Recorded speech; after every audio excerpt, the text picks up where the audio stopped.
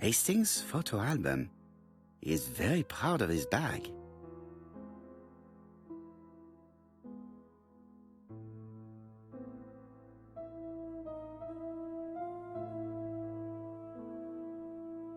Bexhill-on-Sea, Sussex, population 24,703.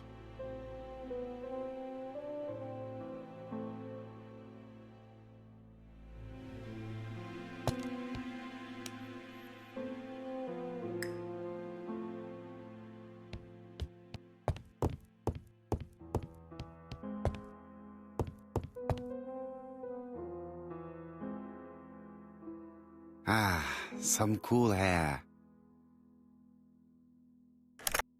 Hello, chap. We received a new letter from ABC in the 10 o'clock post. Where and when? In Cheston. Today. Today? I'll inform the population immediately. I'll check the train times. Call me back.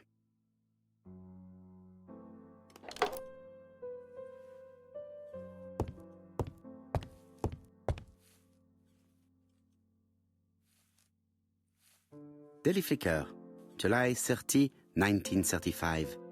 ABC affair, no progress. The alphabet murderer is still on the run. Ever since the police found the connection between the Bexhill and Andover affairs, the inquiry has barely progressed.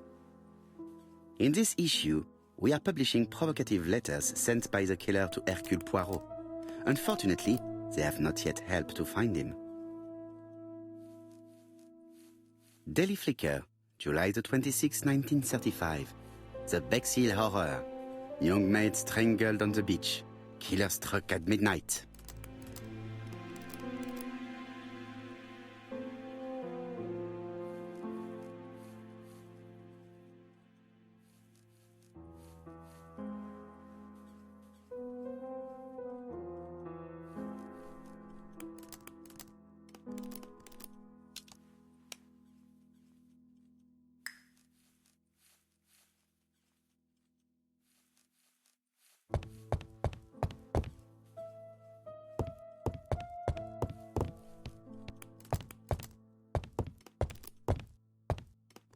Hastings, what you are doing is an absolute disaster.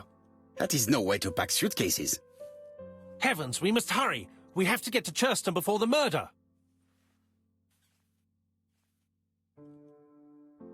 Hastings' order and method are always necessary, regardless of the circumstances. Okay. I'll let you pack them. All the same, it really is a disgrace to leave your belongings in such a mess.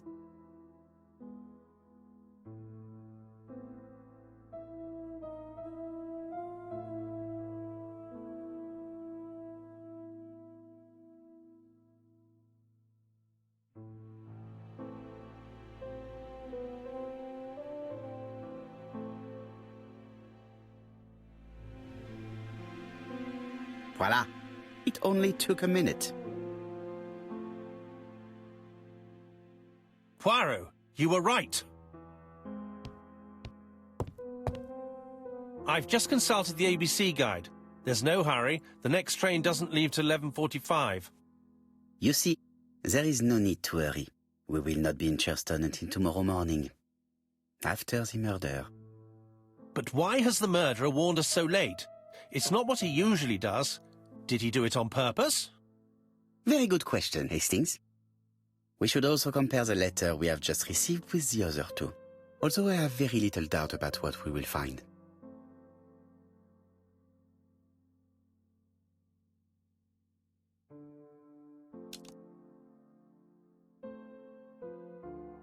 Poor Mr. Poirot, not so good at this little criminal.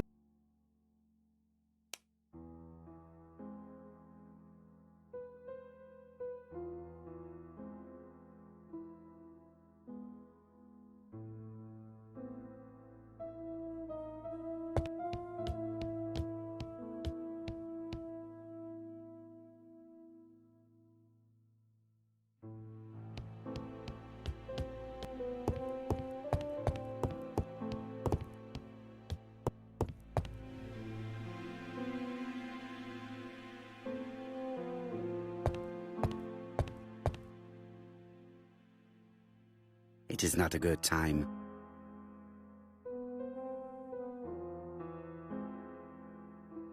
It is not a good time.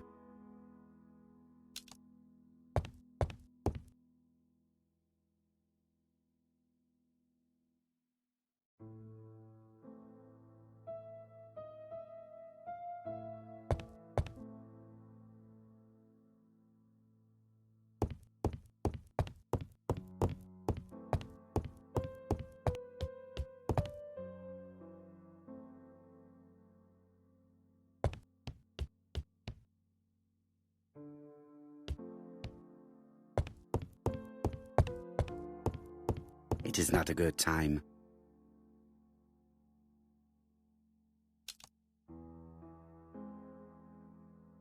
Pour Mr. Poirot.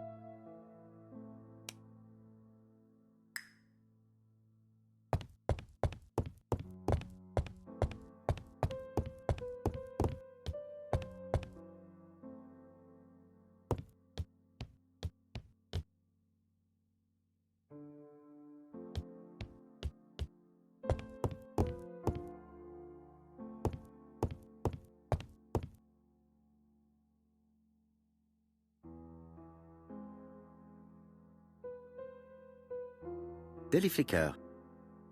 In this issue,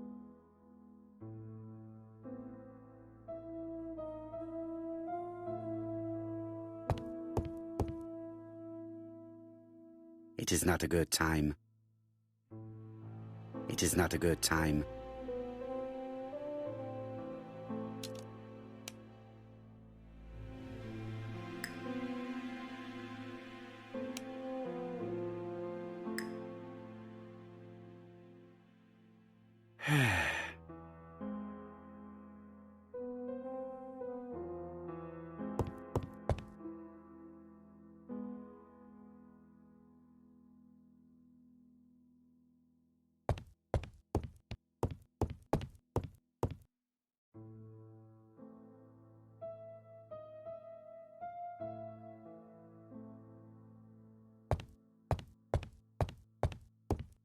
Hastings, it would appear that you are getting slightly thin on top.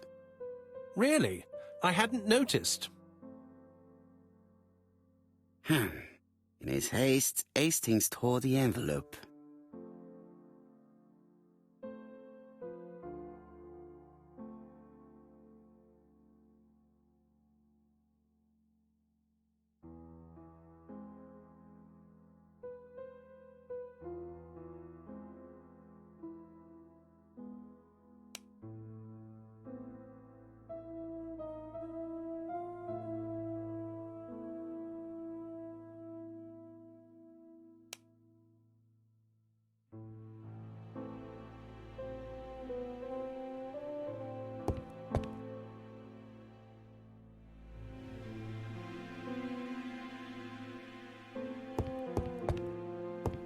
I lock...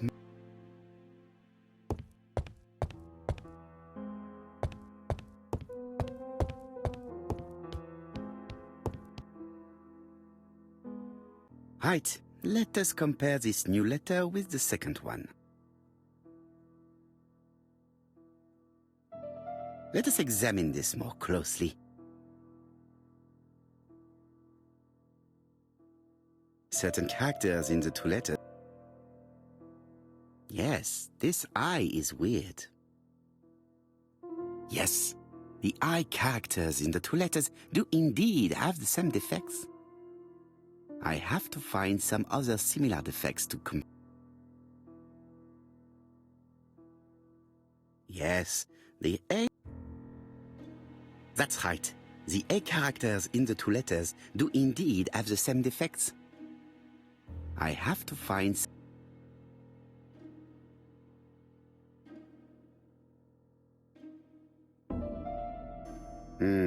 The W is not printed properly. Of course, the W characters in the two letters do indeed have the same defects. My theory was right. These two letters were written with the same typewriter. Let us now try and get our brain cells to work.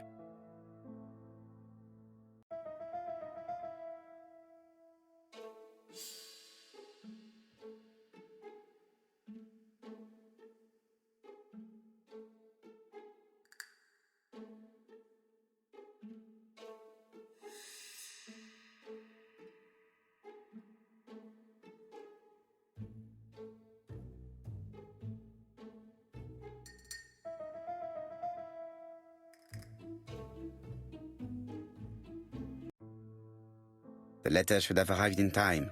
The postmark shows that it was sent 3 days ago. However, our man made a mistake in the address, which explains the delay. All the same, the post office took their time correcting the error. Come on, Poirot. Your address is not quite as well known as that of Scotland Yard. Poirot, the telephone. It must...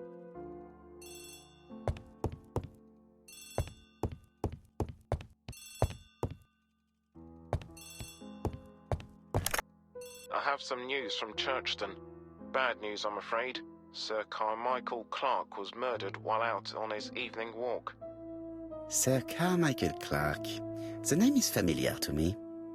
He was a famous throat specialist, one of the best in London. A wealthy man, he retired to Combside, a beautiful house by the sea. He collected antiques. Are you going there? Yes, let's meet on the train.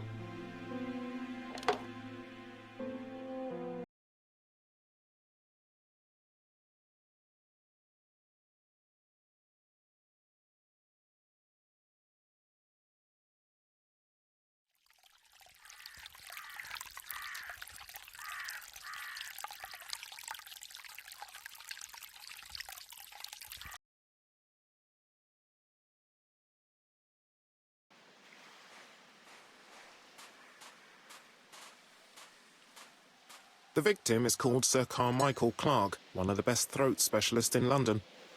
The body was still warm when we found it. If we'd been warned earlier, we definitely could have saved him. It appears that the murderer made a mistake when he wrote his letter. A mistake? Lucky for him. And what if he did it on purpose? No. He's defined his madcap rules and he's sticking to them. It's a matter of pride for him. Shall we go up to the house, Poirot? You go, my friend. I will come soon.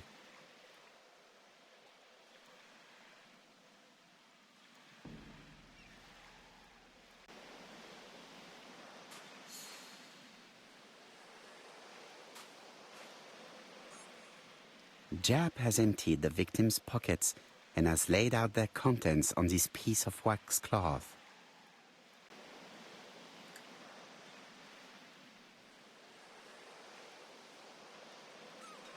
It is pointless.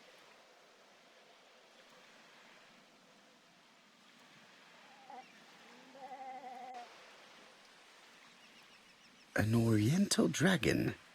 It's an old piece, much older than the pocket watch on which it was fastened.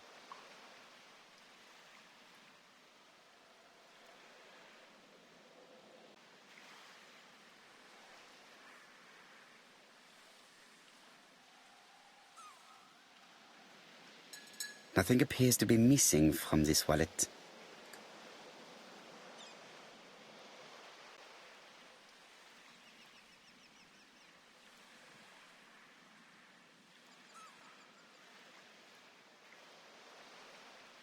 A signet ring, very probably with the Clark family's coat of arms.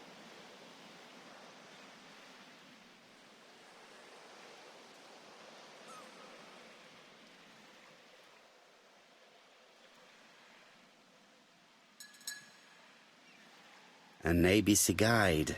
The murderer's customary signature, covered in blood this time. Sir Carmichael's throat was cut. It's a clean incision, a professional murder. The gravel on the path has been sprayed with blood that covers a conical-shaped area, which starts at the body and becomes wider as it moves further from the bush. Apart from the wound to the throat, the body is untouched. No cuts, no bruises.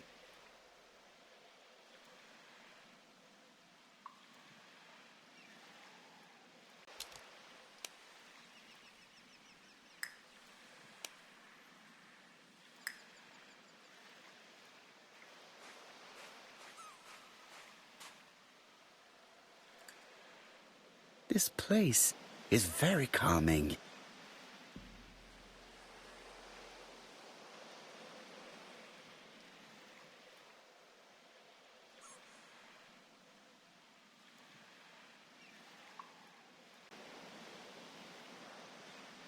The site is exceptional. It is easy to imagine that Sir Carmichael used to enjoy stopping here every evening.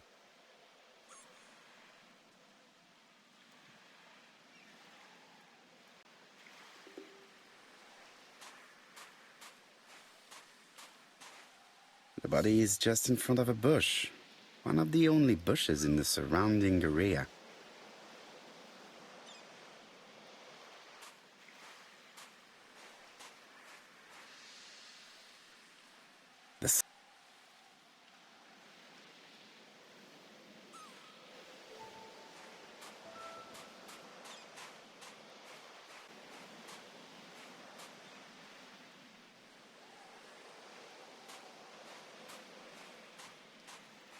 The vegetation behind the bush has been trampled.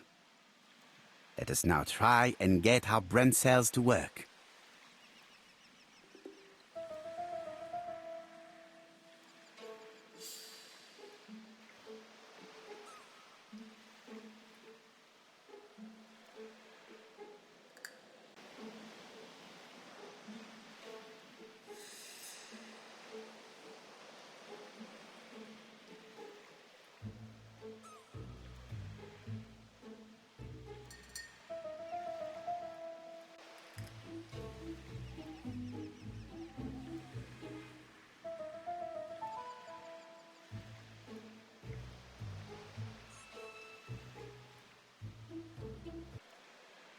Sir Carmichael had his back to the bush when the killer cut his throat from behind. A fatal blow that sprayed blood over a range of more than 1 meter. Let us now try and get our brain cells to work.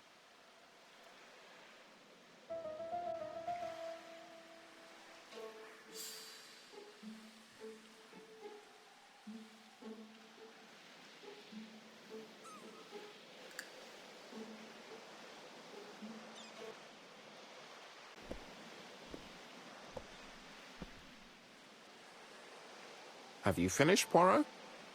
Chief Inspector, many questions remain unanswered, but I am certain of one thing.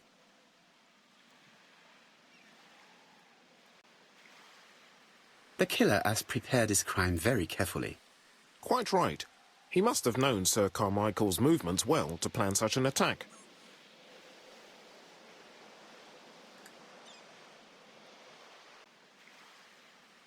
The murderer struck with terrible savagery.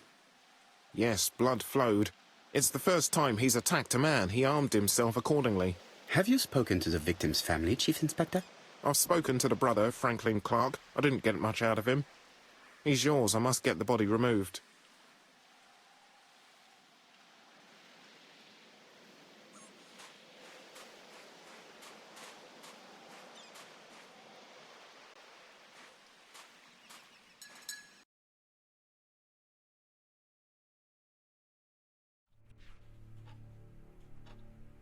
To be honest, this inspector seems rather obtuse. I'm counting on your friend Poirot to catch my brother's murderer. Ah, here he is now. Please, Mr. Poirot. Mr. Poirot, this is my brother's secretary, Miss Thora Gray. Pleased to meet you, Mr. Poirot. Would you like some tea? No thank you, mademoiselle. I find it hard to digest.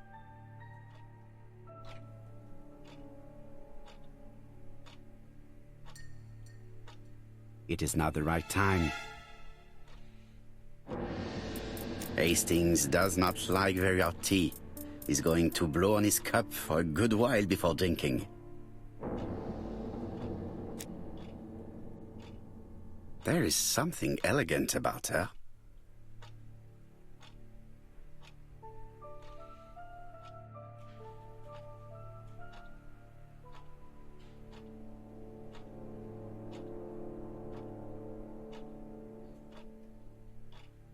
She has good taste, except perhaps in her choice of jewelry. Please excuse me, I have to take care of Lady Clark.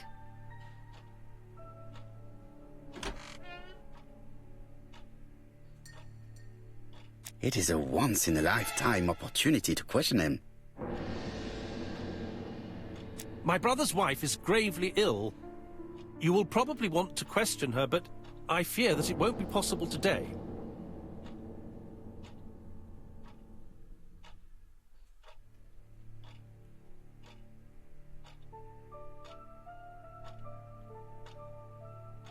Of course, I understand. Someone set a trap for your brother.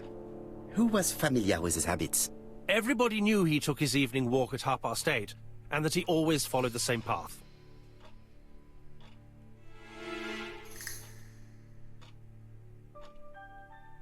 And did people of the village know Sir Carmichael's habits?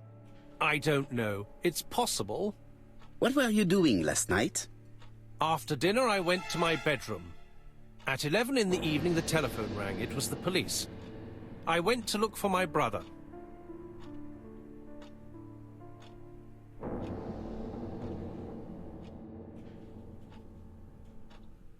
Was it your favorite novel? The Railway Children by Edith Nesbit. I know it's a children's book, but it's enthralling. So it was you who found the body? Yes, along with the gardener. Have you seen any strangers around the house recently? No. As far as I know, nobody has been near the house.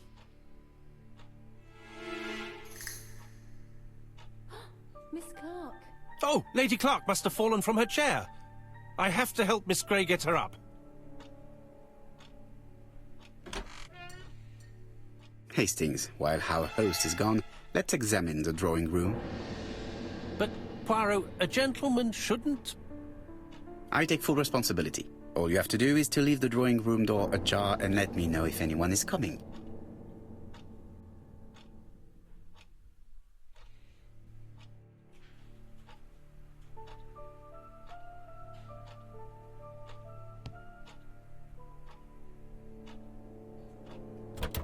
It's locked.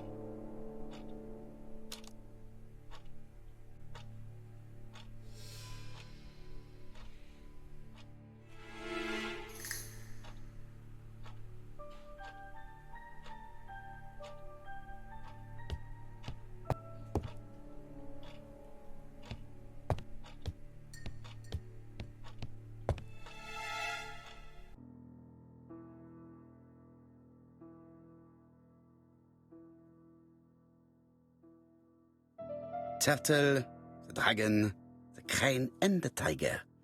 I think I've already seen this motif somewhere.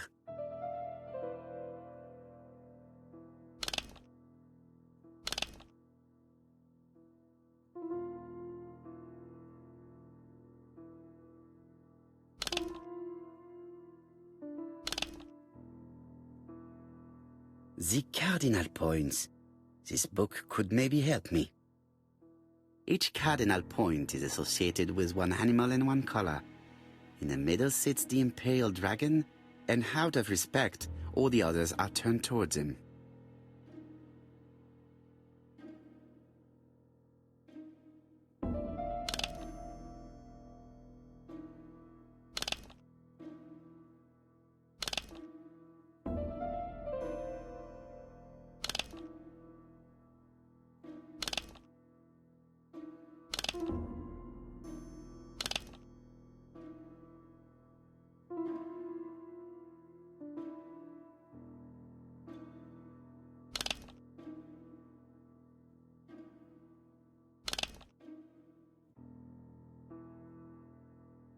Each cardinal point is a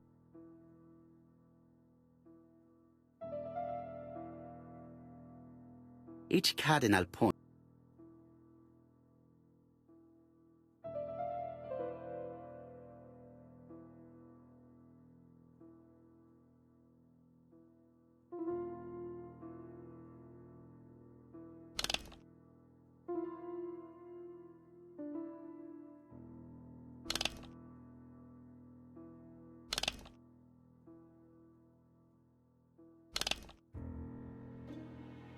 position of each motif resembles that of those on the table.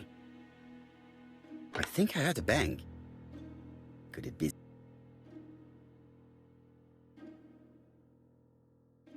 This is interesting.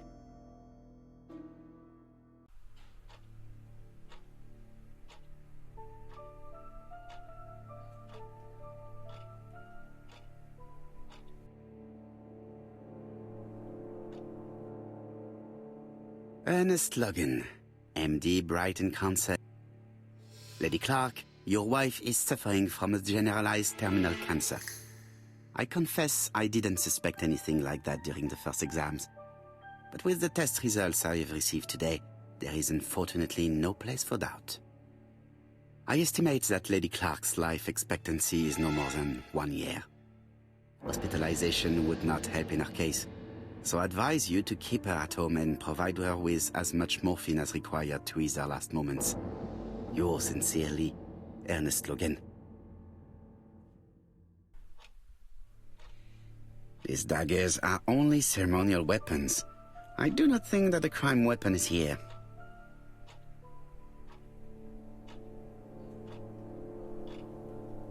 Here's Miss Grey. Sorry to keep you waiting. Lady Clark's condition requires regular care. I believe you want to ask me a few questions. Indeed, mademoiselle. This porcelain is remarkable. Is it old? It's about 3 centuries old, I believe. Wait, let me find the reference.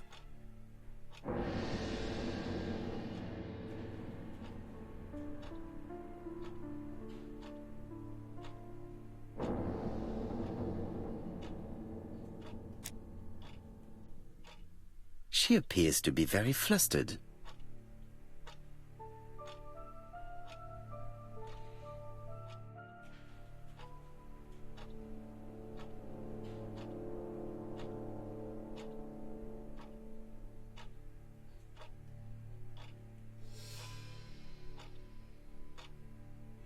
She's unable to hide her emotion, and her makeup has been disturbed. I think that this young woman has just been kissed. Here? Teapot with black dragon, Gangxi period, end of the 17th century. It is a rare piece with unusual colors. You have a good knowledge of art history. Acquired while working with Sir Carmichael. I used to help him manage his collection and choose his new acquisitions.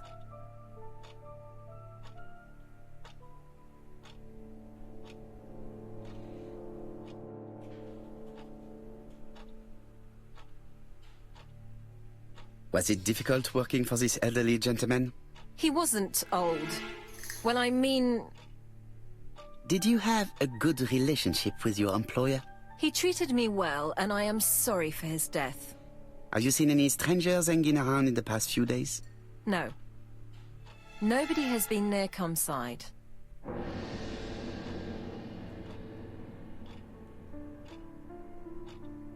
What were you doing yesterday evening at the time of the murder?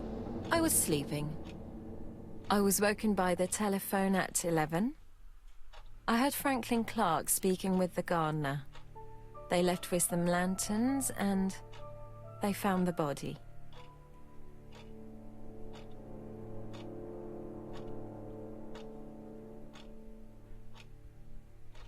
What are your feelings about Franklin Clark? What an odd question. Of course I think he's a good man.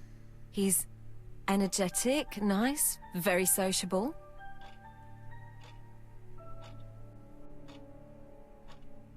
Miss Gray, if I may be so bold, please do not take offence. My friend has rather unusual methods, but all he wants is to find the murderer. Yes, I understand. I must rest. Please excuse me. Earlier, you asked me to watch the living room door for you. I don't wish to be indiscreet, but sometimes a gentleman stumbles upon a secret without intending to. That is sometimes the case. And I saw Franklin Clark kissing Miss Gray at the foot of the stairs. Do you think this is a common occurrence? No, I saw emotion, intensity. I think it was their first kiss. Well done, mon ami. Well spotted. However, I don't think I completely understand this business. Why did Sir Carmichael not defend himself? He appeared to have been active and strong. The murderer did not give him a chance. Let us try and reconstruct the scene.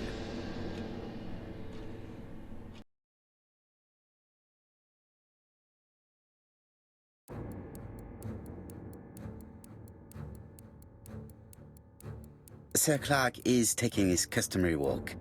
Our killer is hiding behind a bush.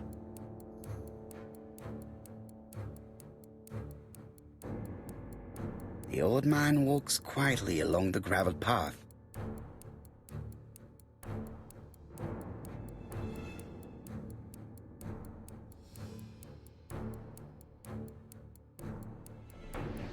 Then he turns towards the sea to gaze at it.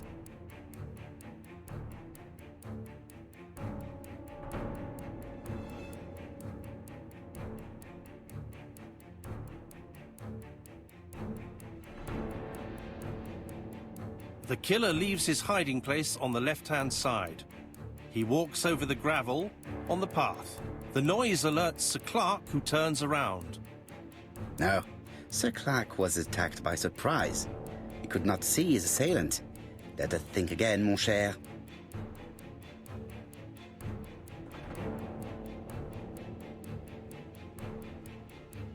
Sir Clark is taking his customary walk. Our killer is hiding behind a bush. The old man walks quietly along the gravel path.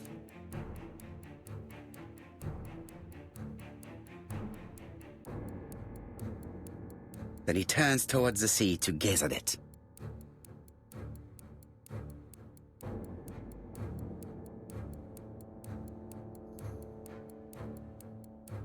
The killer leaves his hiding place on the right-hand side. He approaches silently over the grass.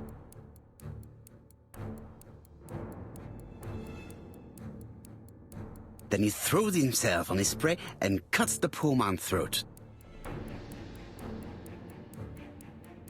He then lays down the ABC before leaving. Everything appears to match the crime scene, mon cher Hastings. That is exactly what happened.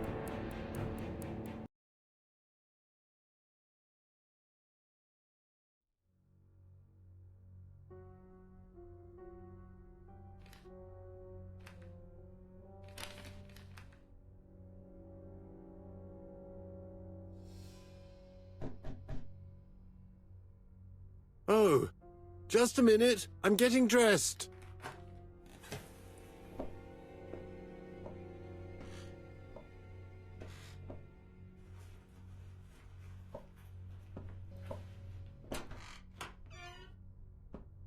Mr. Kirst, have you recently returned from Churston? Yes. Indeed I have. Have you seen the papers? And to think that you might have rubbed shoulders with the killer. Imagine that. Mr. Kirst, are you all right? You don't seem well. My apologies. My throat is burning and my head feels heavy. It's ever since the war, you know. Since my injury, my head has never been the same.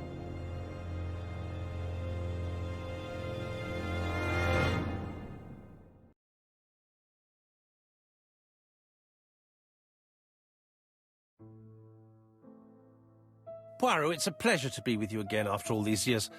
I looked for a gift to thank you, and I found this propelling pencil. An authentic collector's item. You spoil me, mon ami. And you more so by sharing investigations. Do not underestimate the help you are to me, Hastings. Intellect is not everything. There is also goodwill, and you are not short of that.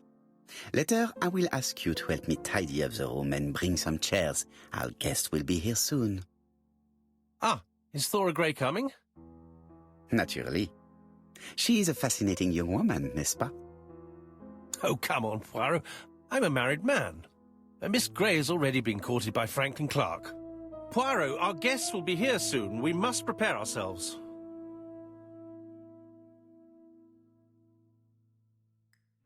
I should take advantage of the silence to examine them.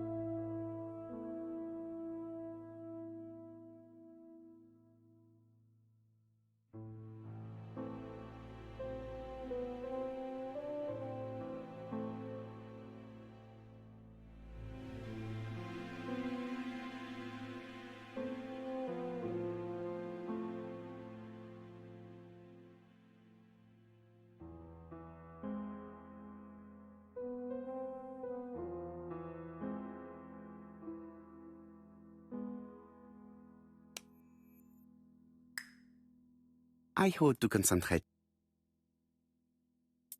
Franklin Clark always seems at ease, regardless of where he is. Something that's unique to people who travel.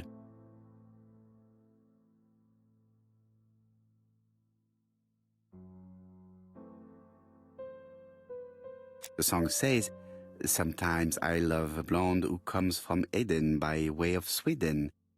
But I am not sure that this blonde is an angel." Sometimes I love a brunette, sometimes I love a blonde. That's what the song says.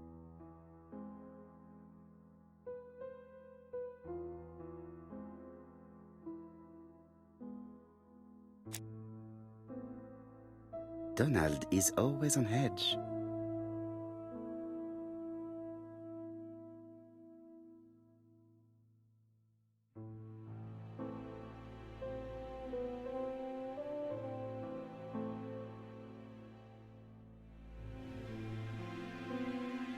Donald Fraser is very nervous at the moment, even if he is trying hard to control himself.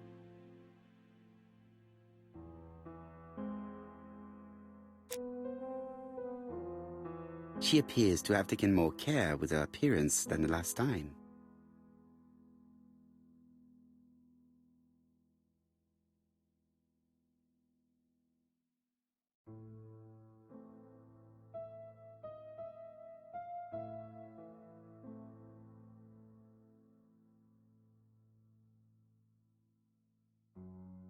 She's looking at Mr. Fraser out of the corner of her eye. Did she make herself beautiful for him?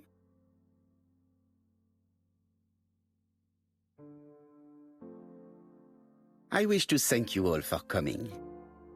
I wanted to bring everyone close to the victims here in order to unmask the murderer. Get to the point, Mr. Poirot. What do you want from us?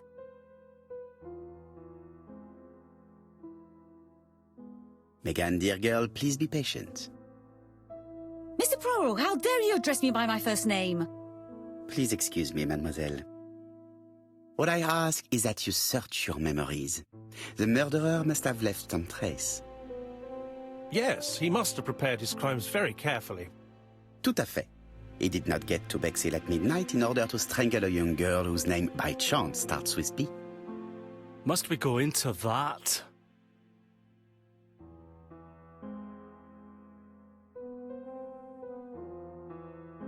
No, of course. Not if it makes you uncomfortable.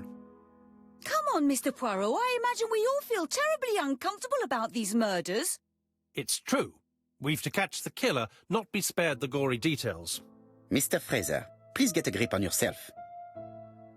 Well, I want to help you, but I don't remember anything else. Nothing I haven't already said. And you, Mademoiselle Barnard? Did your sister say she was seeing another man? She never would have told me.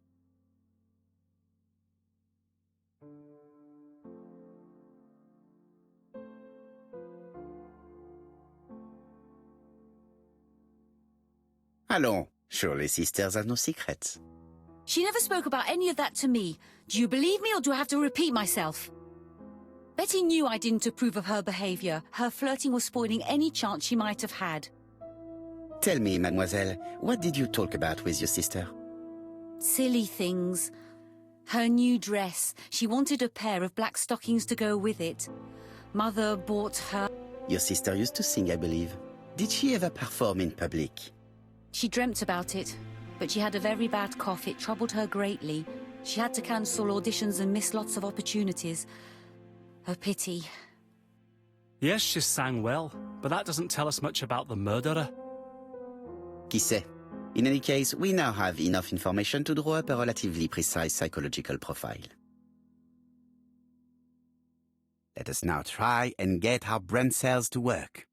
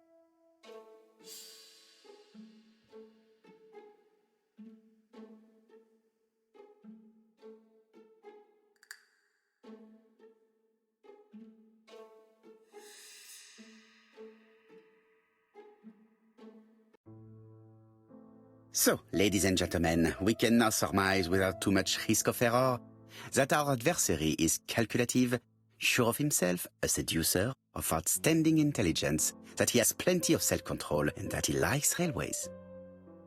It's a good start. Other meetings may be necessary. I hope that you will be able to come back again. Well, it's just that...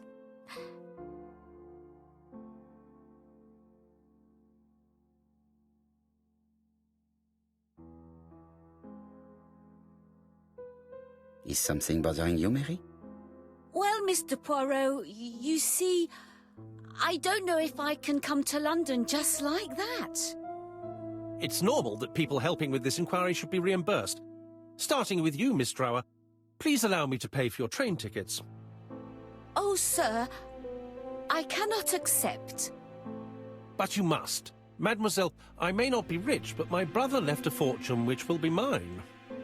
Mr. Clark, that's very generous of you. Well, someone has to foot the bill. Mr. Poirot, would it be possible for you to come back to Devon? Lady Clark has expressed a wish to see you. We'll adjust her medicine so she'll not be too drowsy. But of course, I shall come the day after tomorrow if it is convenient. Thank you all for coming. We will meet again soon. The meeting was most fruitful. Really? Hastings, I believe now we have everything we need to find a common point between the victims. Now it is time for us to use our grey matter. Let us now try and get our breath.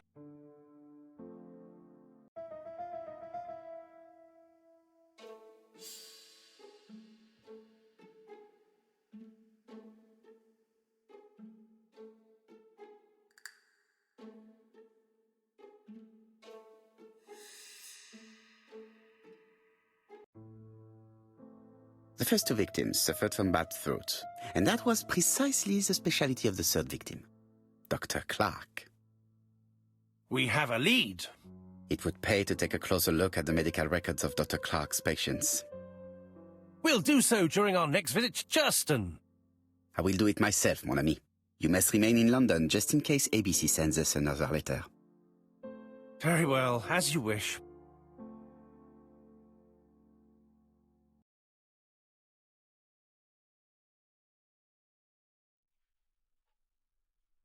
Thank you for coming, Mr. Poirot. Lady Clark is waiting for you in her bedroom on the first floor. Please excuse me, I cannot stay for the interview. I've to take Miss Gray to the station to see our lawyer in Torquay.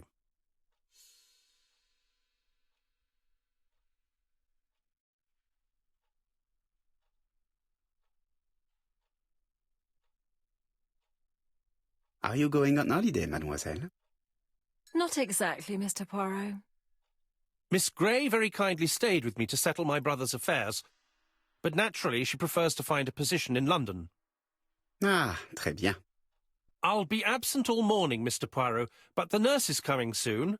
She's to ensure that the dose of medicine doesn't make our patient drowsy. Thank you, Mr. Clark. Have a nice trip, mademoiselle.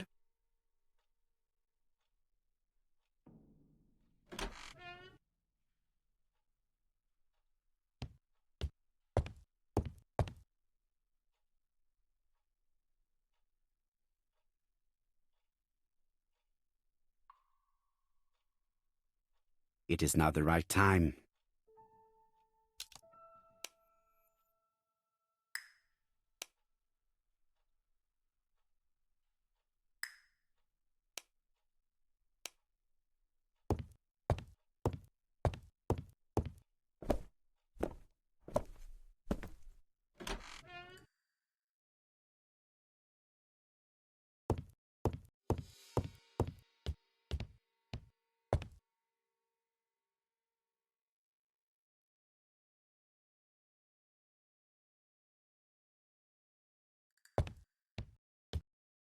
It would be rude to make Lady Clark wait any longer.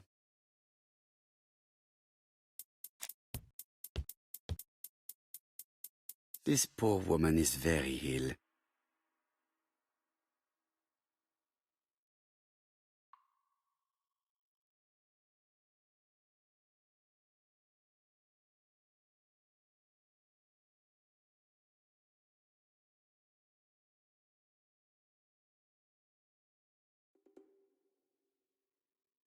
This woman is suffering. She is in no state to have a conversation.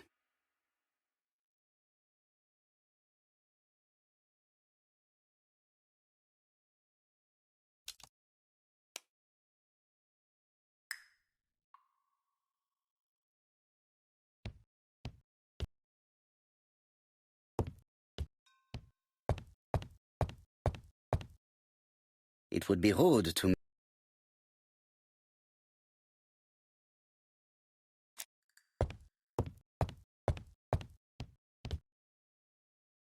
Mr. Poirot? My respects, madame. Thank you for coming. Thank you.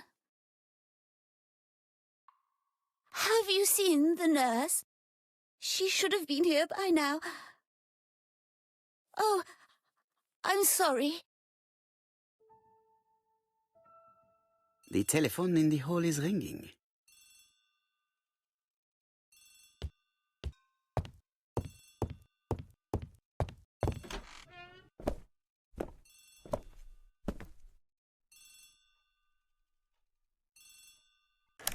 The Clark residence. Detective Hercule Poirot speaking.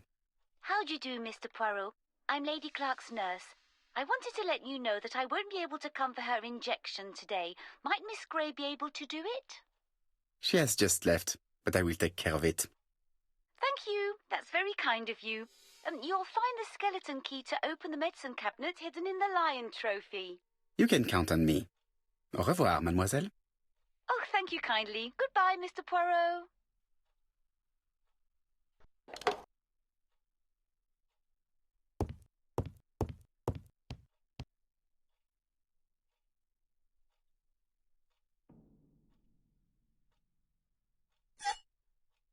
Here is the skeleton key.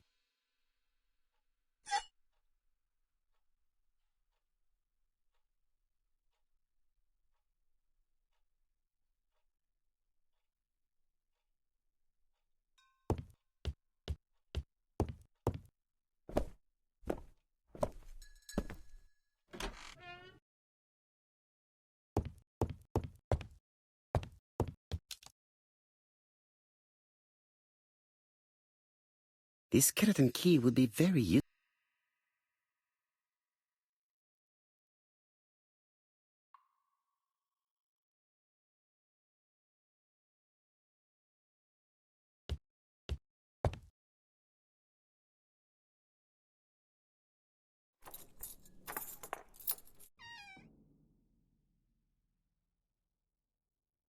Ah, Mr. Poirot. I feel better now. Thank you for your help.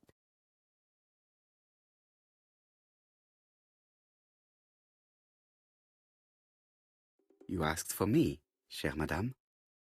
Yes, yes, of course, I wish to speak with you. But what was it about? No doubt. You wish to talk to me about what happened to your husband? Ah, yes. Oh, poor Carmichael. Has the madman who killed him been caught? Not yet, chère madame. There was a great many people in Cheston on the day of the murder. Indeed. People go straight to the beach. They don't come near Coomside. So, there were no strangers around the house that day? Who said that?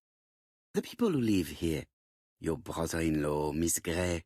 Miss Grey? Oh, I don't like her. Franklin wanted her to stay, but I insisted she should go, immediately. You are entitled to do so, naturally. I'm pleased that you approve. The others have been taken in by her.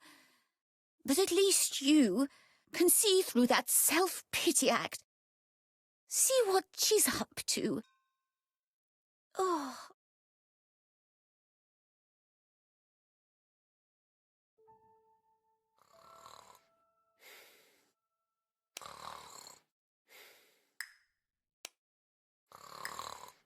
She's sleeping.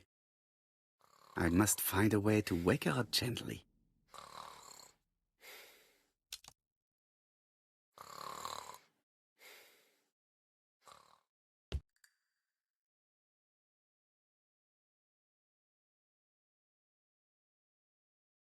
I've finished with... This subject will probably be useful to me.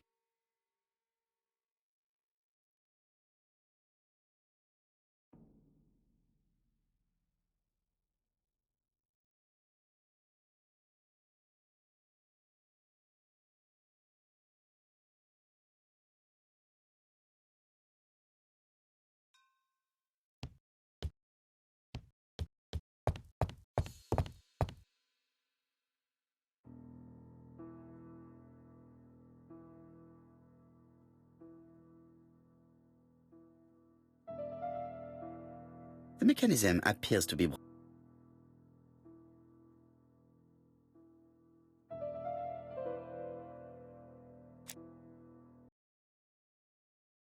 This subject will probably be...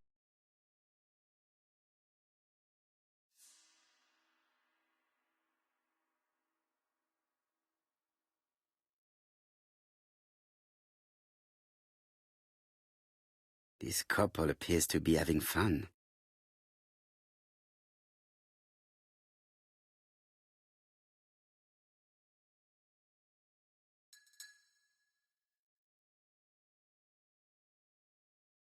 Lady Clark and Sir Carmichael were very happy, but they did not have any children.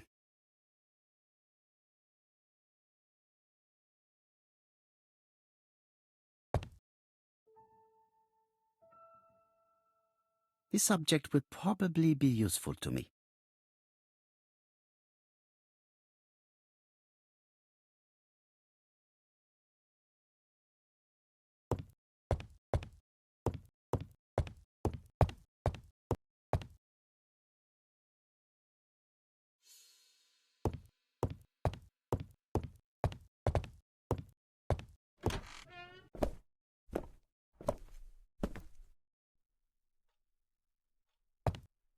I must find a way.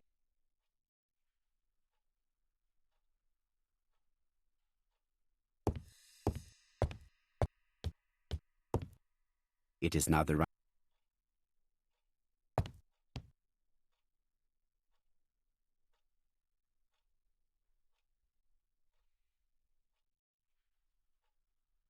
Après il...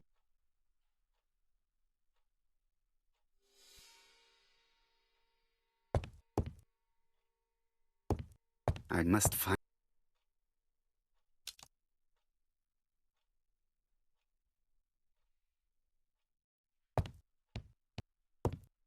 I must...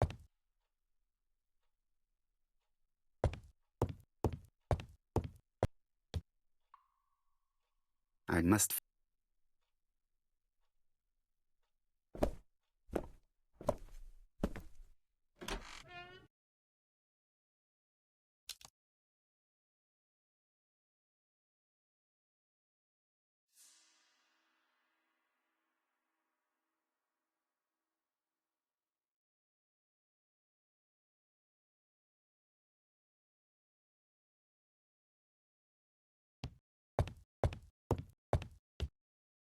She sleeps.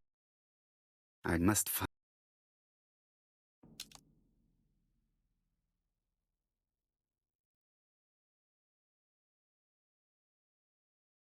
I've finished with...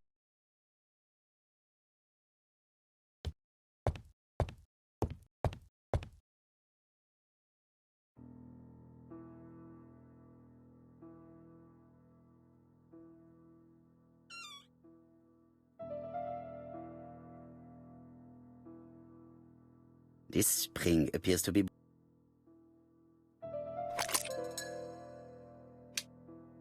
I hope that Hastings will not be cross with me.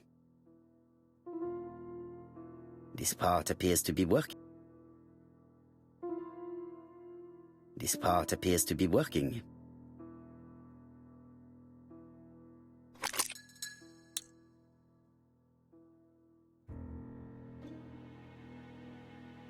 Does not make any sound.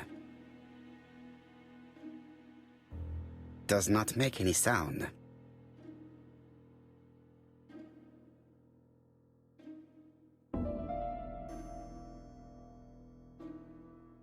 This part appears to be working.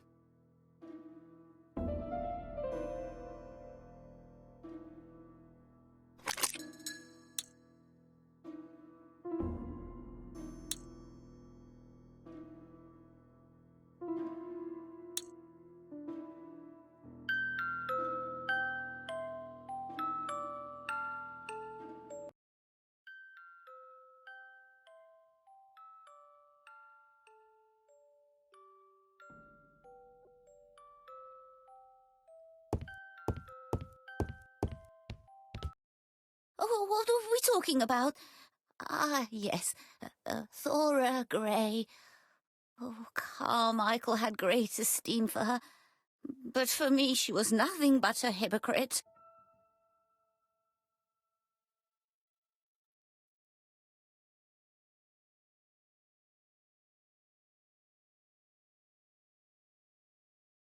Miss Grey was a hard worker, though. Thank goodness. Fortunately, she was good at her job. I don't see why you all think you should have to defend that girl.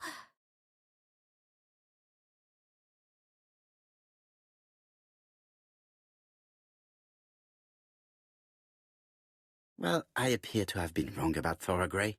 So you all agree. How nice it is to be all of the same mind.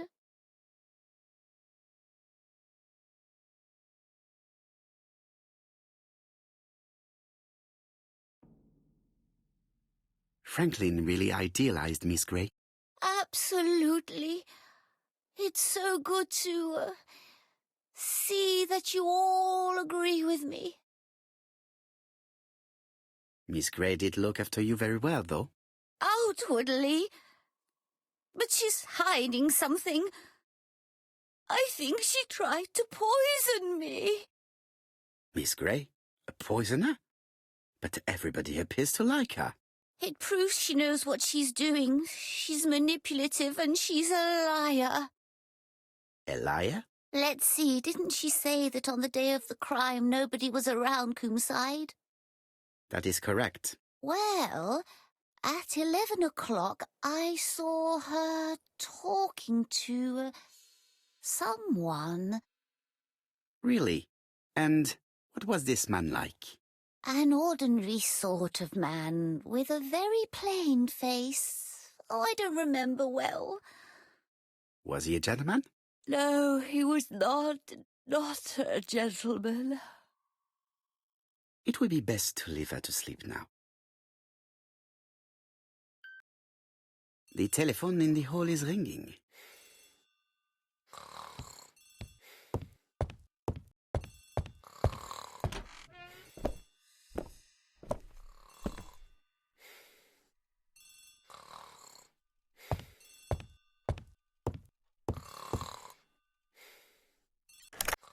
Hello?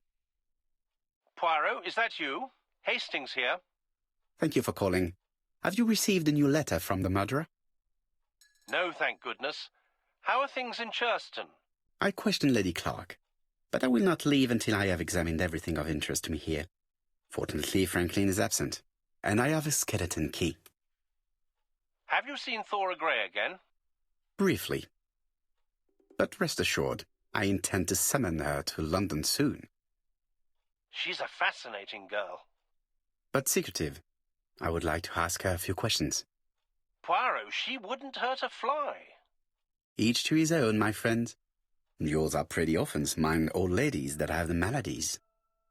Poirot, are you mocking me? No ill intended, rest assured. À bientôt, mon ami.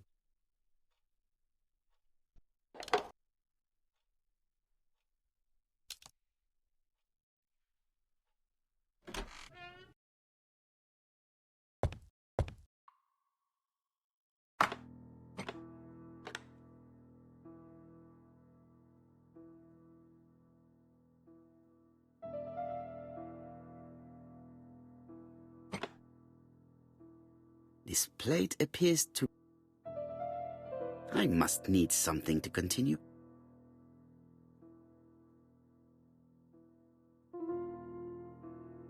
This plate appears to...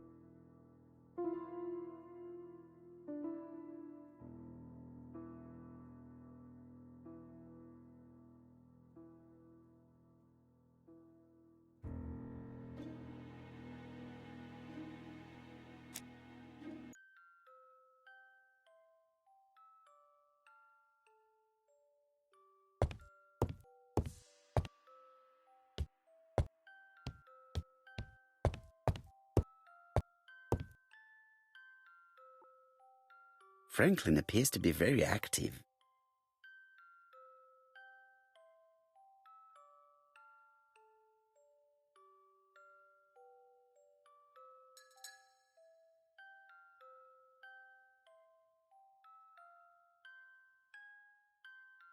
Franklin Clark appears to be a typical British gentleman, a good sportsman, a hunter, a traveller.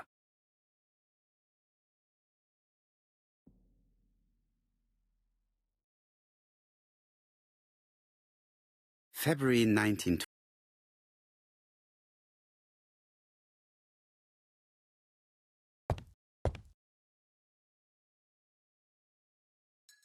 July 1920, Alaska Peninsula.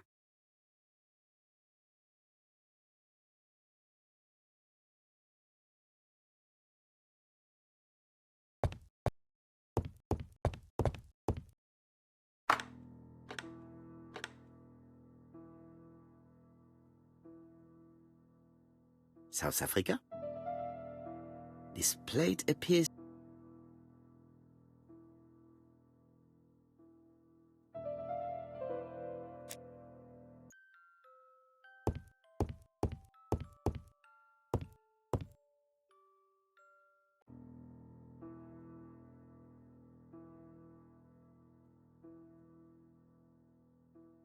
four Chinese symbols are engraved on this padlock. Well, well, the characters engraved on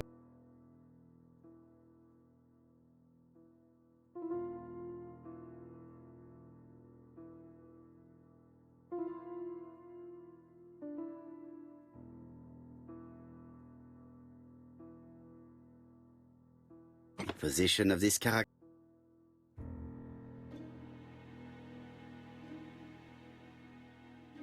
That's it.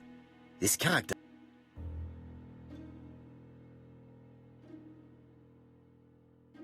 Like this.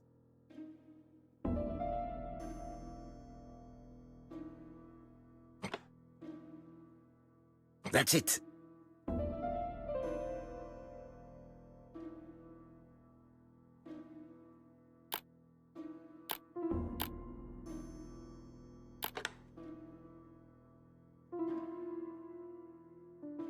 At last, the cupboard is open. Helmet, flask, and rifles. Franklin is very well equipped.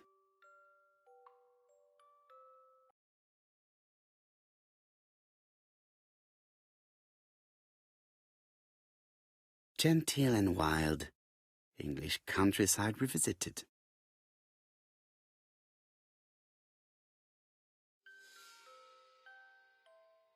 The Railway Children, E. Nesbit.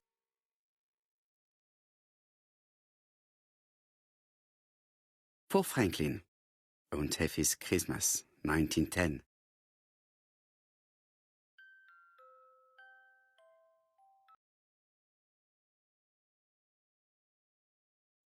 Traveling in China, a practical guide for English travelers.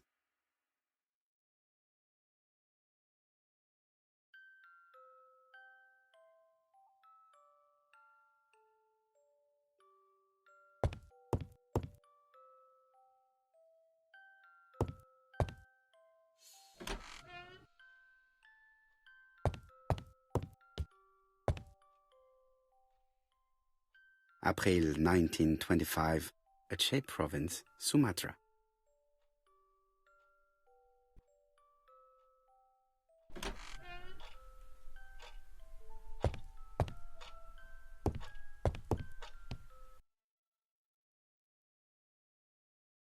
Comside's private collection, purchases since 1920.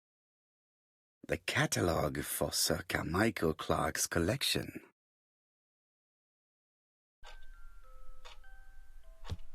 Sir Carmichael's collection could rival that of a major museum. The door is locked.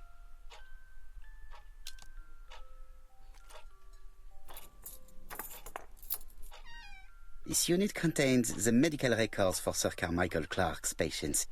Let us study them closely and see if there are any familiar names. No dust on the records from A to D. They've been handled recently. No known names. Lots of dust. The records from E to Z have not been touched for years. No known names. Disappointing.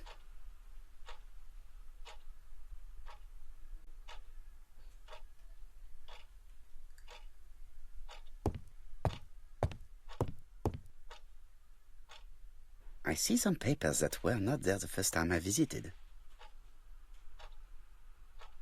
Valuers report Court and Brunskill. The name is familiar. Is that not the name of the firm Donald Fraser works for? These daggers are only ceremonial weapons. These daggers are only...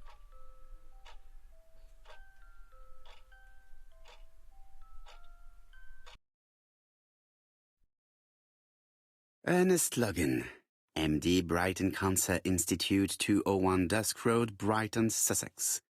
To Sir Carmichael Clark, MD. Lady Clark, you're I estimate that Lady Clark's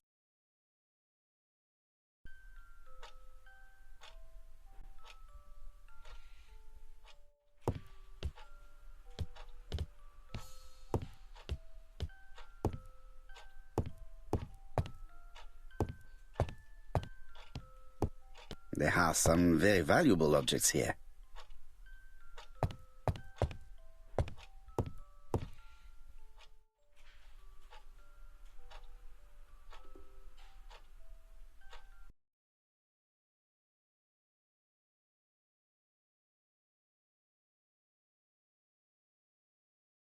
Compass, point to the south. Bronze and magnetite, hand in.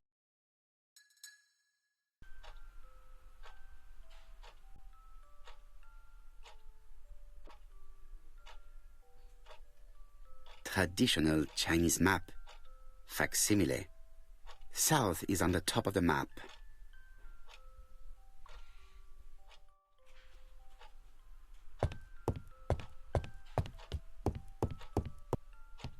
Order and method above all.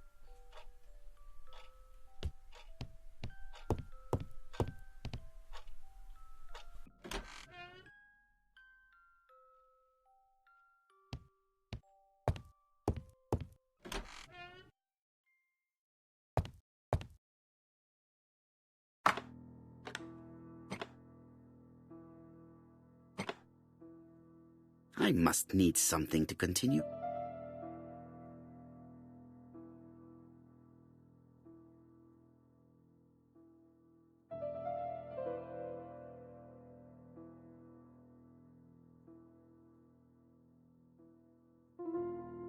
This plate appears...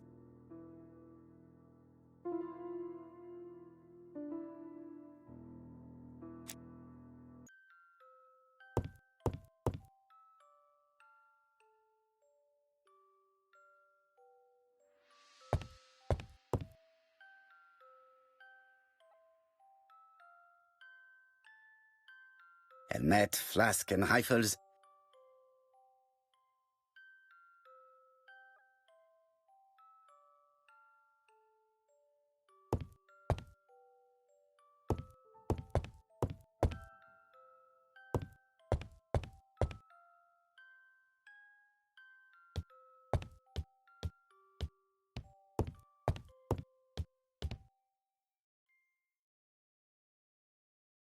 Franklin Clark appears to be a typical British gentleman. A good sportsman, a hunter, a traveller.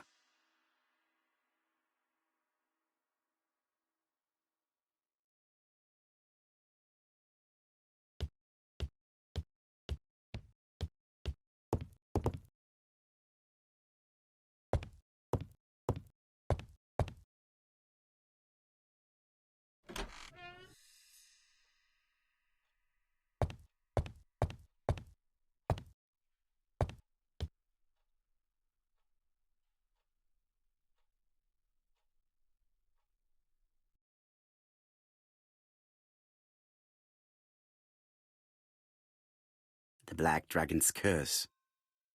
To Franklin, who will never grow up. January 25, 1928. Car Charlotte.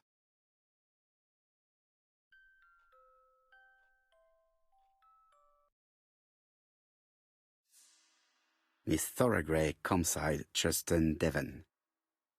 Arsenic trioxide thallium.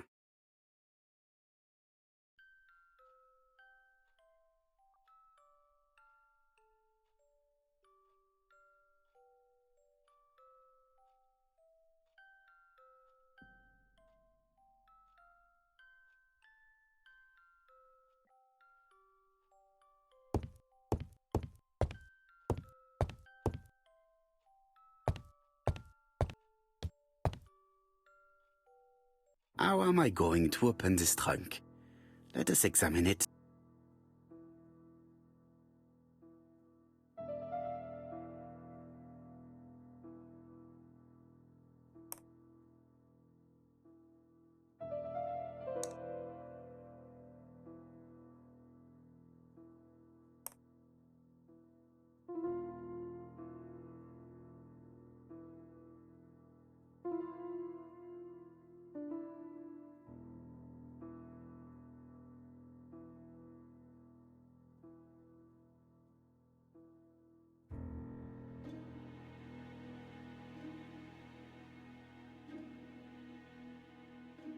That does not appear to be very...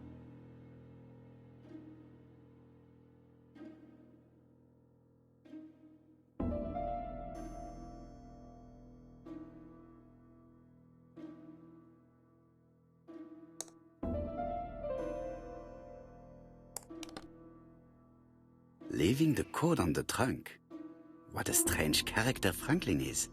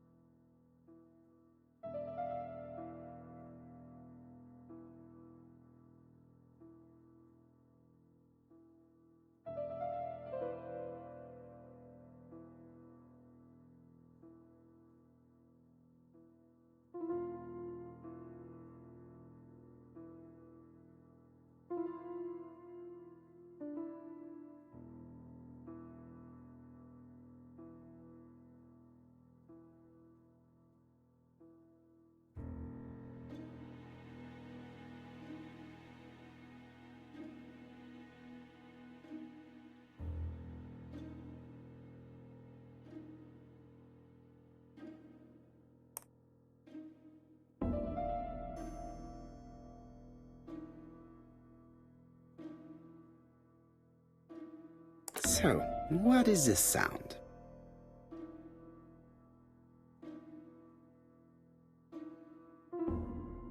I should be able to open the trunk now.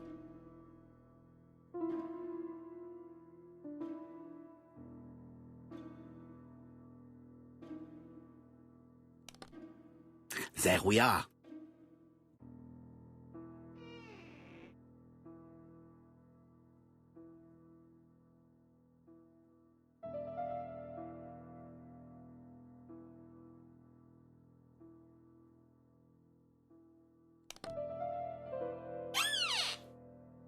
Whiskey and other good quality drinks.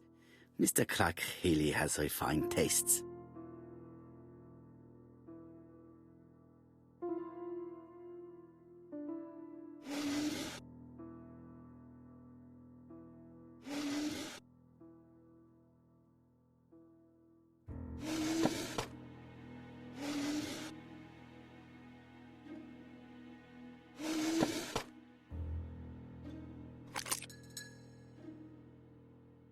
Why has Franklin put an Allen key inside his trunk?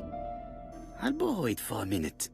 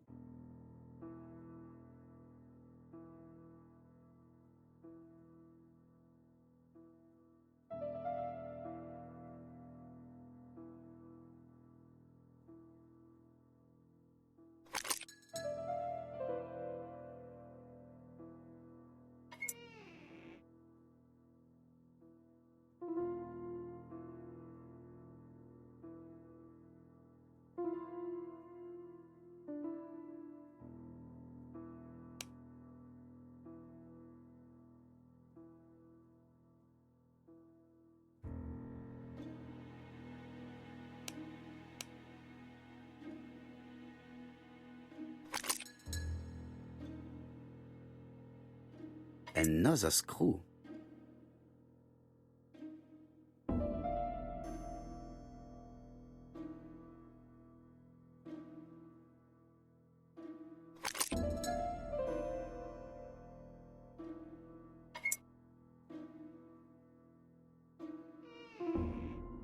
This engraving is not very easy to understand.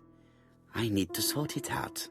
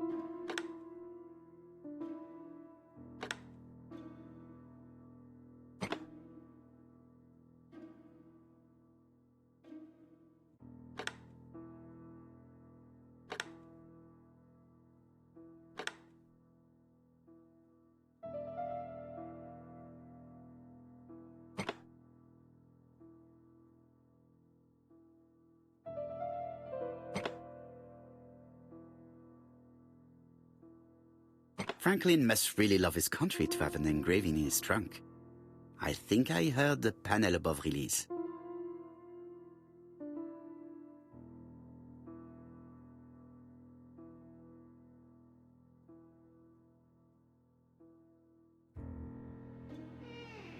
A signet ring? A signet ring with a code written on it. 1587. It may be useful to me.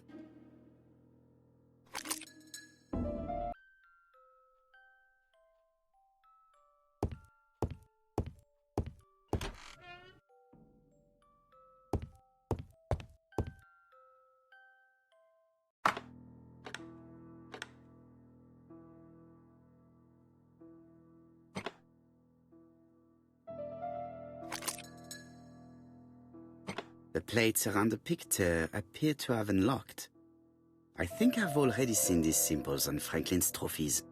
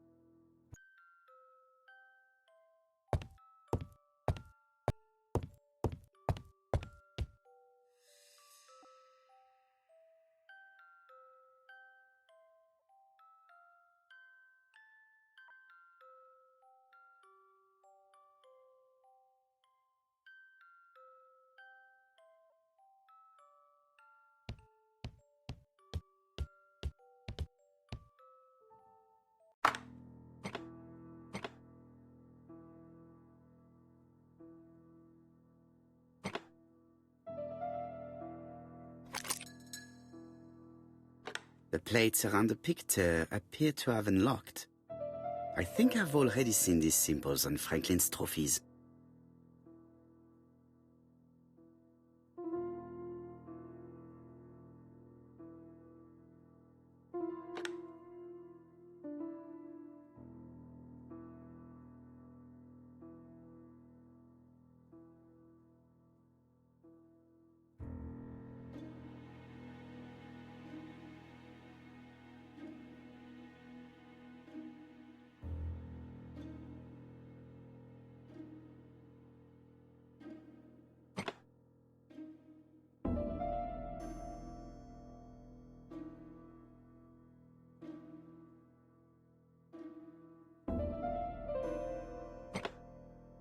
The Alaskan Kodiak bear.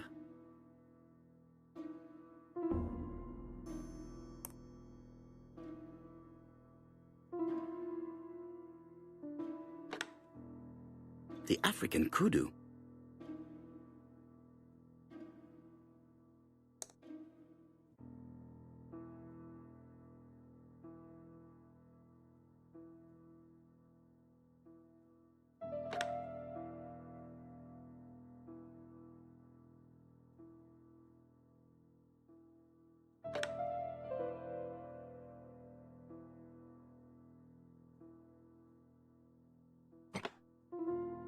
The lion of Sumatra.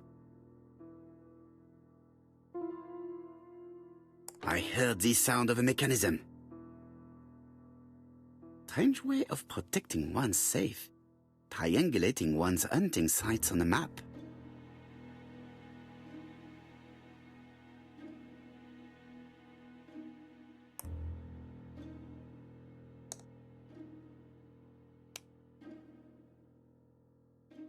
A signet ring bearing the Clark's family's coat of arms. A number is written on it.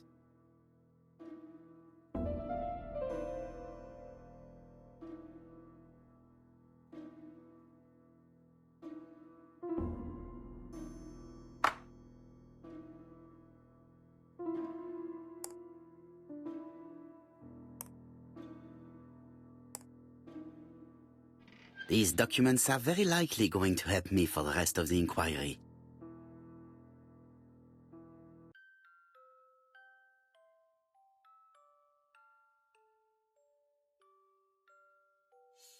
A dozen gold sovereigns. Some shares for the Southern Railway and some treasury bills. This is not worth much. hardly enough to justify your robbery.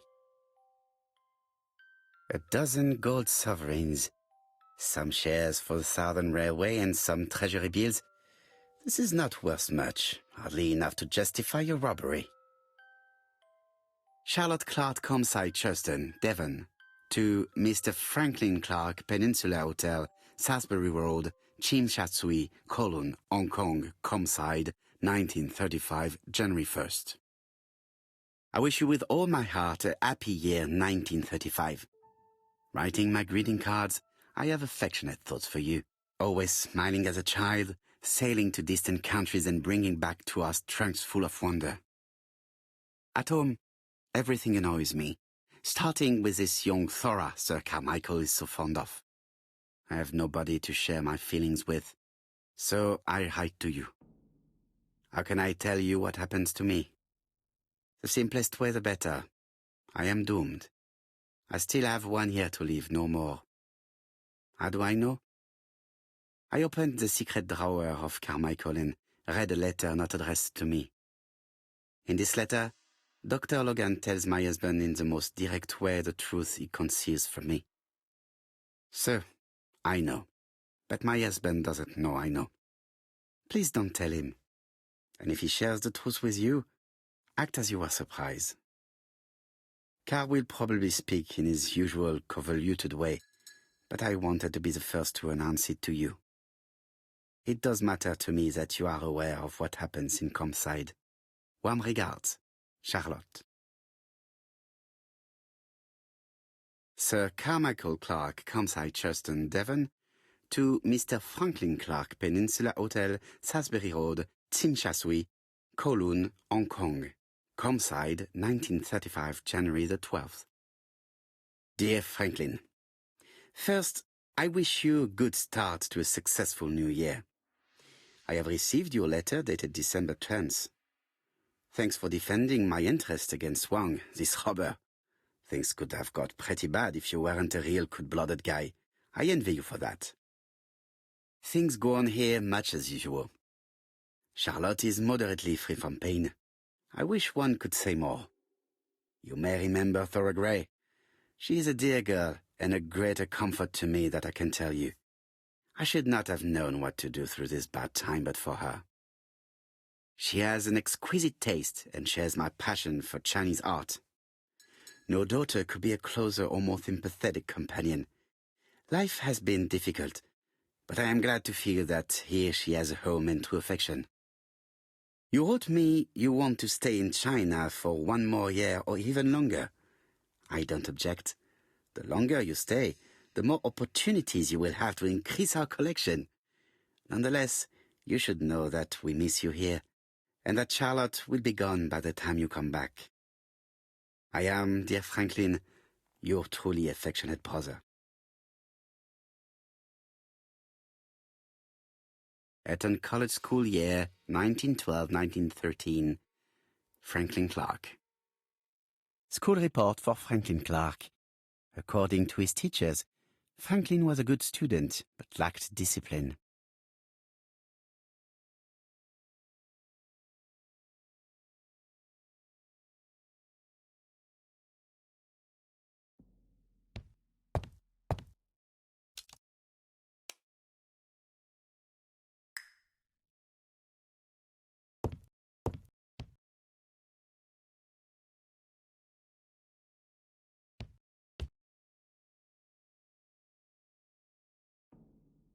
A 12 gold sovereigns, some shares for the Southern Railway and some treasury bills. This is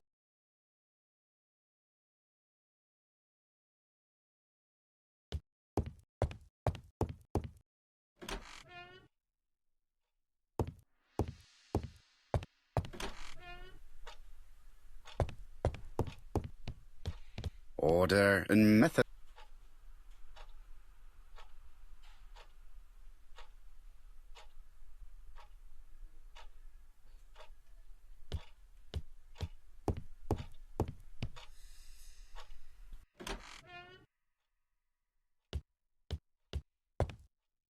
Best to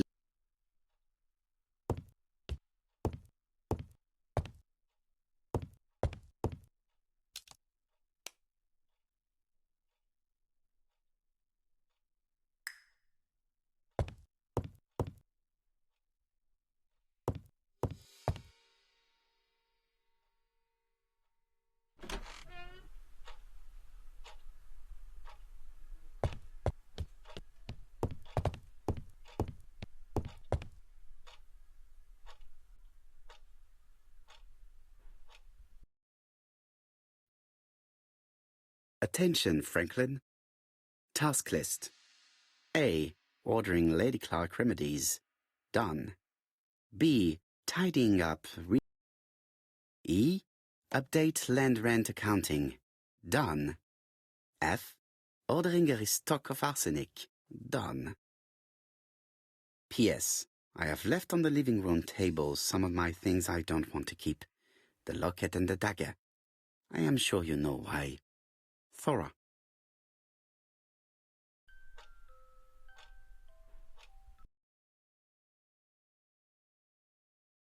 A dark dragon for a bright-haired maid. C.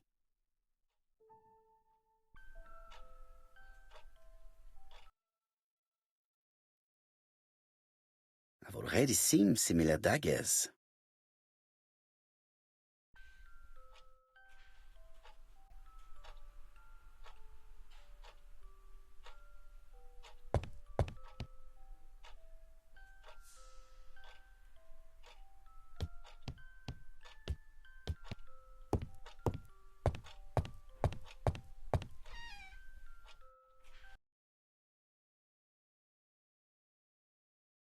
Where is the horrible smell of carrion coming from?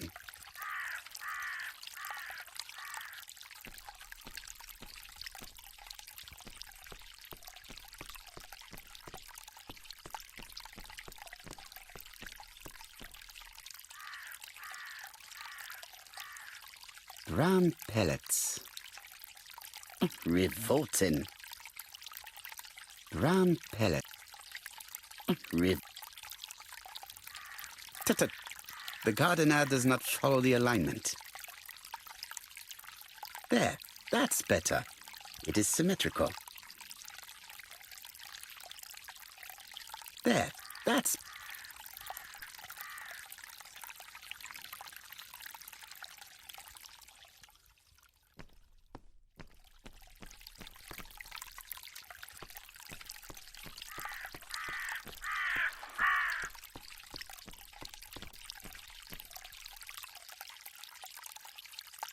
This wisteria is in full bloom.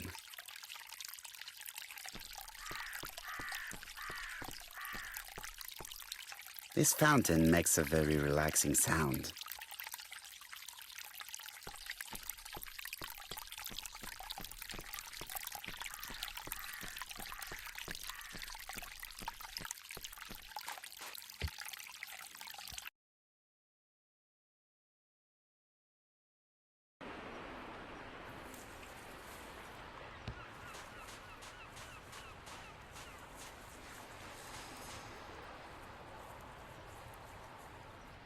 May you have peace, Carmichael. Charlotte.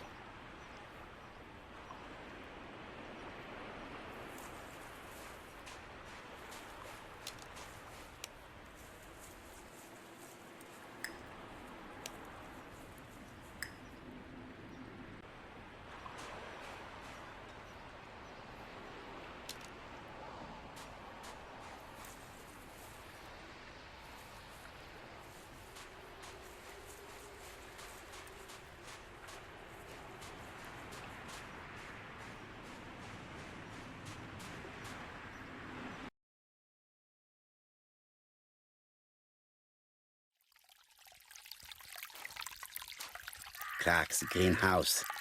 It must hold some rare plants.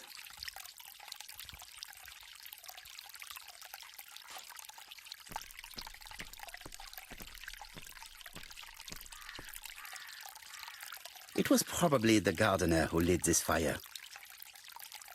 Look here. I wonder if someone wanted to get rid of these papers. This object will probably be useful to me. Let us now try and get our brain cells to work.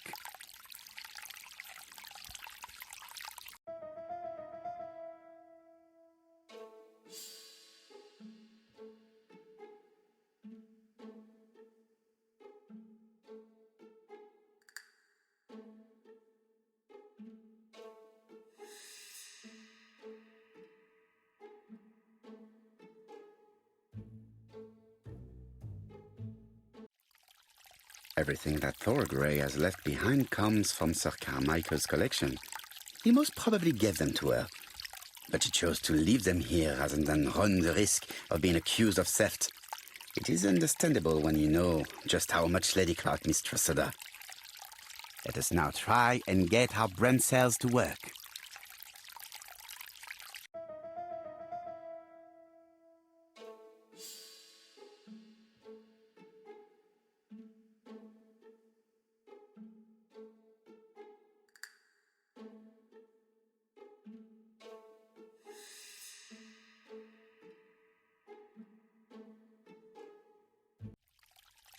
Thorgray had no reason to kill someone who only had few months left to live. The poison she ordered was for rats. The gardener must have made good use of it, considering the stinking remains on the path, not far from the property. I've finished here. I must put the skeleton key back and inform Hastings that I'm returning to London.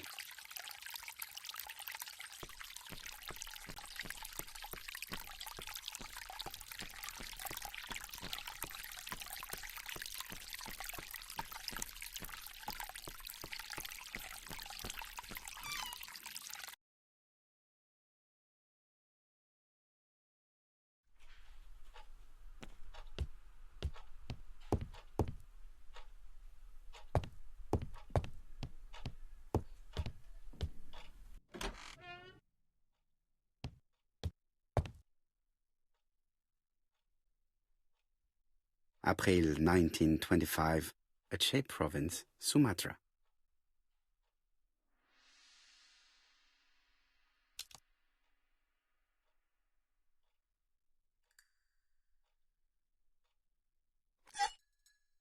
Perfect.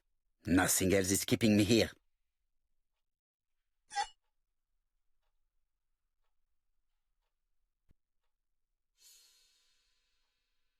Hello, Hastings? I have finished in Sherdston. I will take the first train. Tell me, do you know how to restore writing on a burnt document?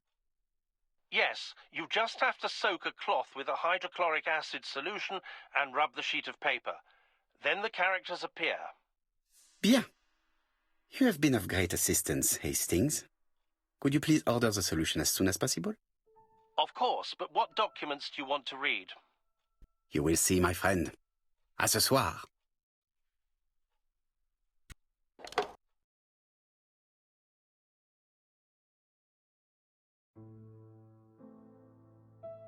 Donald Fraser is here.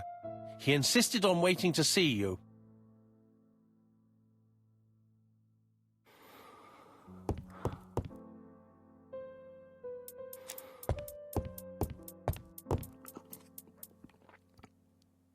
This man is tired.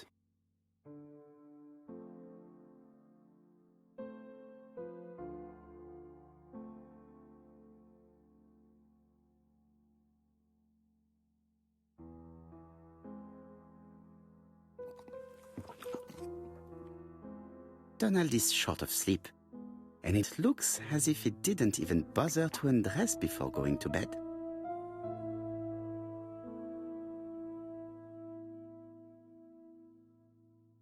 Mr. Poirot, I don't know why I'm here.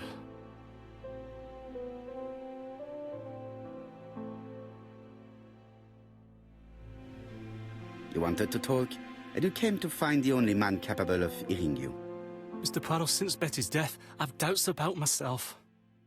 I don't know what to do. And I keep having a horrible dream 3 nights in a row.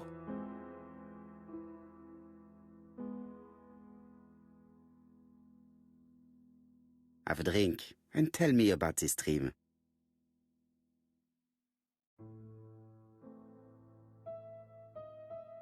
It's always the same. I'm on the beach with Betty. I grab her round the throat, and I squeeze, and squeeze until she's dead. Her head falls back, and I see that it's no longer Betty. It's Megan's face. Have you seen Megan Barnard recently? Yes, our grief has brought us together. I never really knew her before. She's really quite a remarkable girl. But I would never tell her about my dream. Why not? Is it her you are attacking in your dream? No, it's Betty. And once Betty is dead, it's Megan's face that appears in its place. Very interesting. Let us now try and get our brain cells to work.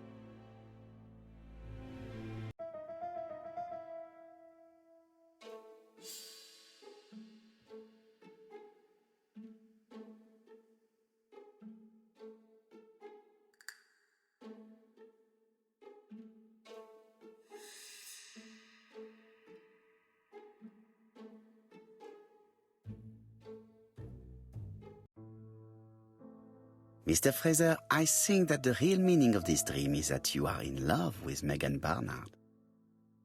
Please go on. Do. This dream certainly betrays your guilt. Oh. But what do you feel guilty about? Having killed your fiancé? Possible. Or forgetting her very quickly for her sister? Certainly. And this forgetting is perceived as a second death. So you don't really think I was the one who killed Betty? I do not exclude this theory. I am simply saying that I do not need to know that fact to explain your dream and your guilt. Thank you for being frank, Mr. Poirot. You've helped me a great deal. I'm going back to Bexhill. I'll not take any more of your time up. It is late, Mr. Fraser, and you are tired. I'll sleep on the train.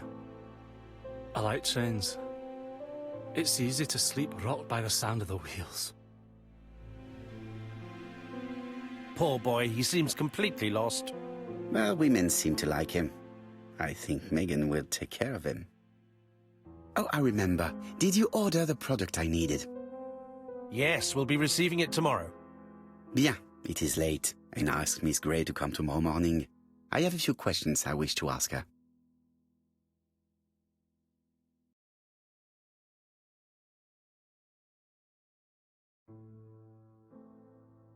Mademoiselle, I asked you here in order to answer a very important question.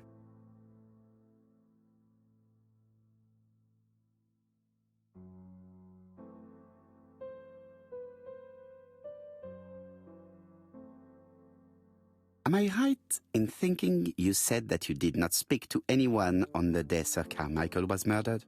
It's the absolute truth. Yet, Lady Clark maintained that she saw you talking to a stranger on the front doorstep. Really? She must have been mistaken. Oh, I remember now. I'd forgotten all about it, but it wasn't important. It was just a salesman.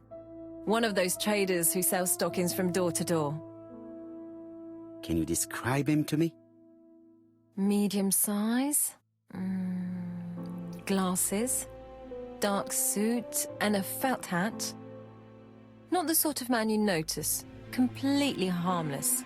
That's why I forgot all about him. Nothing else? He was very hesitant and shy. Usually door-to-door salesmen are very confident, but he wasn't.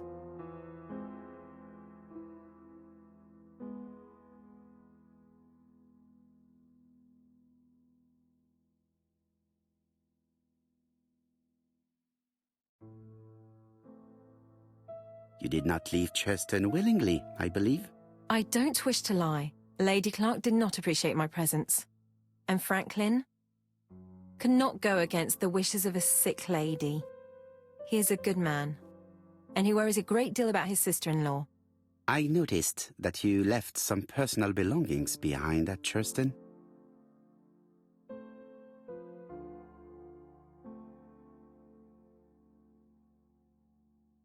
Are you planning on going back to collect them? No. I prefer not to carry the weight of the past. Bien. I must ask you one last question. Please reply frankly with either yes or no. If Lady Clark had died, would you have agreed to marry Sir Carmichael if he'd asked you? How dare you ask such a question?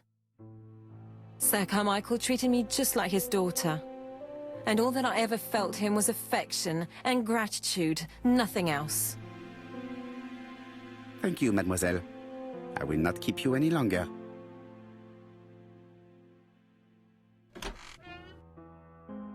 I met Thora Grey on the stairs. Her cheeks were ablaze, and she appeared to be deeply hurt. Poirot, have you offended the poor girl again? Do you have good reasons for accusing her? I accused her of nothing, Hastings. I simply asked her an important question she did not answer. Let us see if we can answer it for her. Let us now try and get our brain cell.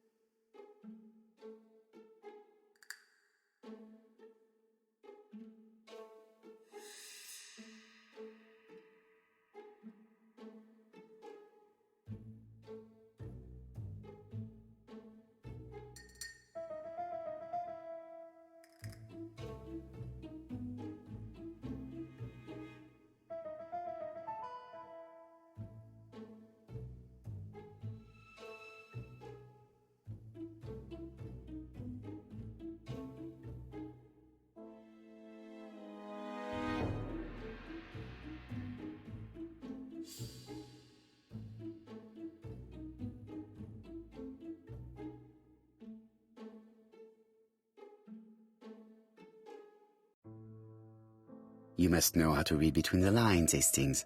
When Sir Carmichael refers to paternal affection, he's lying to himself. read this engraving on the brooch. A dark dragon for an angel with glossy hair. These are the words of a lover, not a father. Lady Clark was not wrong. What if Sir Carmichael had fallen in love with his secretary? That doesn't mean that she forced him to do so. True, there are extenuating circumstances. She is a penniless orphan.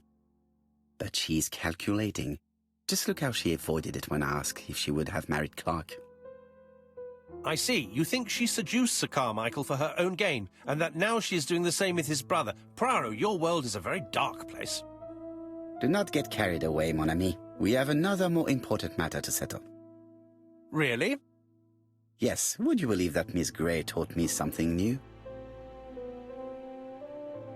Let us now try and get our brain cells to work.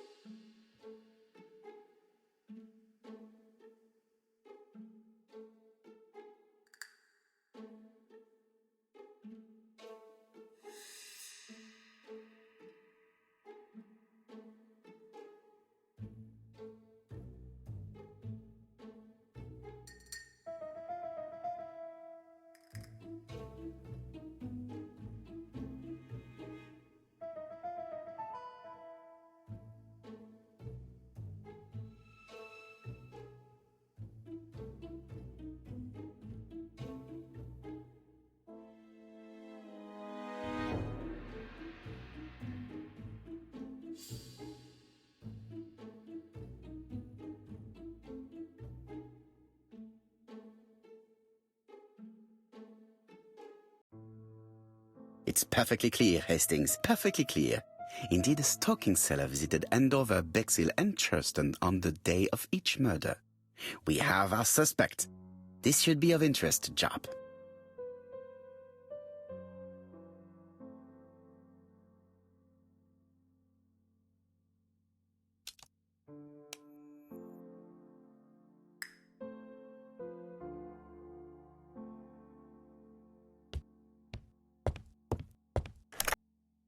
Chief Inspector, we are looking for a stocking salesman.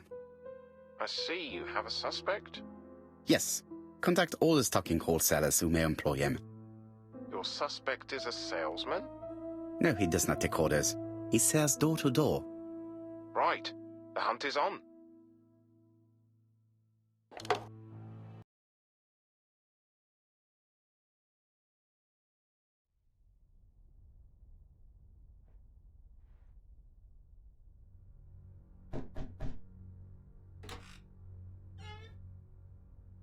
Are you leaving, Mr. Cust? Yes, I'm going to Cheltenham. You shouldn't travel today. You don't look very well. I have to. I have engagements. I must respect them.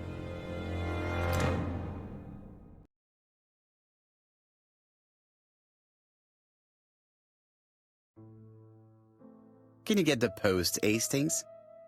And why don't you go and get it yourself? Très bien. What's going on? I've never known Hastings to be so disagreeable.